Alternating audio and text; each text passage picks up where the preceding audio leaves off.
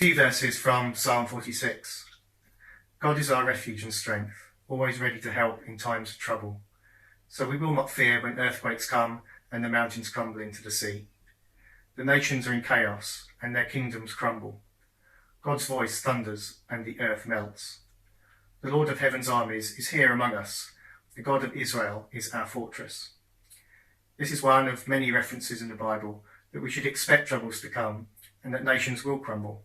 But at the same time, we're reminded that we shouldn't fear when these things come along, because God is with us and will protect us. As this pandemic rages, I am reminded God is on his throne. We might be surprised and caught by the turn of events, but God is not surprised.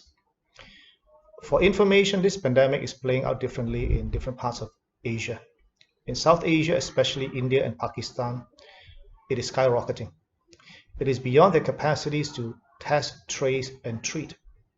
This means untold sufferings and economic hardships for many. In Southeast Asia, except for Indonesia and the Philippines, local transmission is nearly eliminated or very controlled. In fact, Vietnam had no cases for the past 2 months and they are quite free to travel internally. The indirect effect of this pandemic has had a great impact, and this has particularly highlighted the difference between rich and poor. For those dependent on daily labour, the impact was almost immediate following lockdown. Because they were unable to work, many have been unable to afford enough food to feed their families. Many day labourers are migrants who have had to return to their home villages, but many borders between and within countries have closed, making it either impossible or hard to return home. For those able to return, many have been stigmatised because villagers fear they're bringing COVID-19 to their communities. For the poor who don't have access to internet and technology, their children have been unable to access online lessons, hampering their education. Many schools have had cash flow problems, resulting in closures of some because they can't pay the rent. Similarly, in hospitals, many people have been either too scared or unable to attend, which has resulted in significant loss of income, making it hard to pay staff, whilst also preparing to respond to the influx of patients with COVID-19. In response to some of these problems, our people in mission have been adapting and responding to the challenges and opportunities coronavirus has presented. One of our mission partners has been preparing homework packs for children of communities who work in brick kilns, who don't have smartphones and internet access. Other mission partners have been adapting their theological education training to teach online with local students and using the opportunity to share across up to 9 time zones. One of these mission partners has also been particularly encouraged by her students' research projects addressing real issues within their communities. And we have a mission partner who's been working hard fundraising, which has enabled the hospital to respond to the expected influx of COVID-19 patients. One group that may have been forgotten during this time are prison inmates. The vision of the church of some of our mission partners is to stand in the gap to help the poorest and most vulnerable in society. In response, they've been supporting prisoners for some time. Although prison visits have been suspended, they're still able to send food, medicine, and emailed letters from families. Presently, there's a disagreement amongst the inmates about how food is allocated and distributed.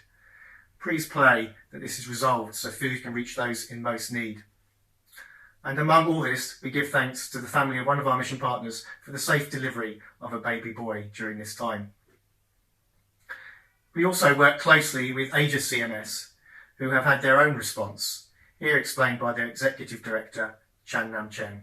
In the last few months, our co-mission partners have distributed some £45,000 worth of basic necessities and food packs to the most needy, some 2,800 households in 10 different countries. We are now moving into the next stage. Our co-mission partners are working on recovery projects. One is a guidebook for leaders and pastors on how to serve people overwhelmed by the socio-psychological impact. Depression, family conflicts, thoughts of suicide are now major concerns. Normal activities are also resuming.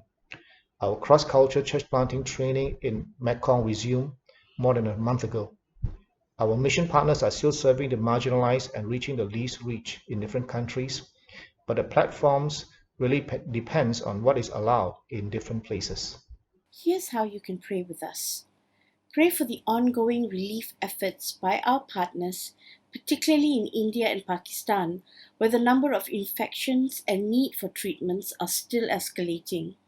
Pray for the healing and restoration of the economy here in Asia, as laborers, farmers, workers, and businesses from various sectors slowly begin to open and start working again.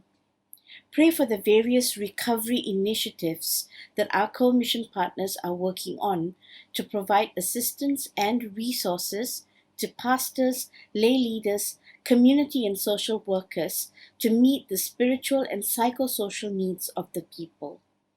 Pray specifically for creative ideas on how to make these initiatives happen and for adequate funding to allow these projects to come alive so that we can move forward with hope and continue to walk alongside those in need. I'd like to thank you for your support of CMS, your prayers and financial giving, and I'd like you to pray for those most poor in Asia who are most affected by this crisis. Also for the hospitals now responding to the surge in cases of COVID-19, and for wisdom for governments and church leaders as countries come out of lockdown, whilst also experiencing a surge in numbers. Thank you.